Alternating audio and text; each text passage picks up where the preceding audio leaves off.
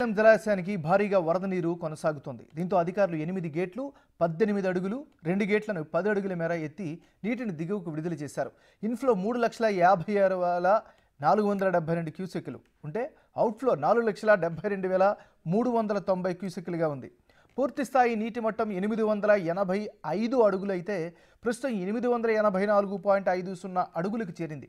పూర్తిస్థాయి నీటి నిల్వ 215.8070 టీఎంసీలు కాగా ప్రస్తుతం 212.918 టీఎంసీలుగా ఉంది.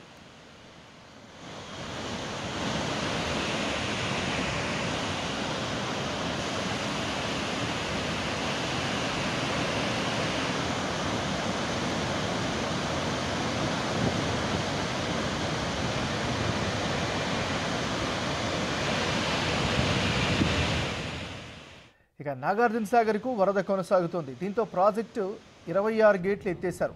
12 గేట్లు 15 అడుగులు 14 గేట్లు 10 అడుగుల మేర ఎత్తి 4,65,222 క్యూసెక్ల నీటిని దిగువకు విడుదల చేస్తున్నారు.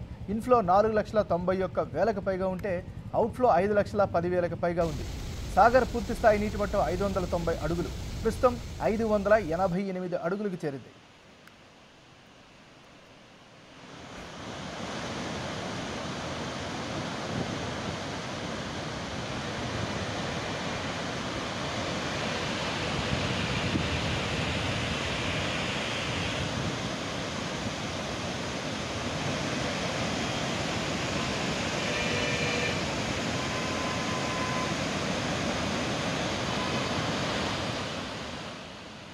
నాగార్జున సాగర్ నుంచి కృష్ణా జలాలు పెద్ద మొత్తంలో వస్తుండడంతో పులిచింతల ప్రాజెక్టు 23 గేట్లను ఎత్తేశారు.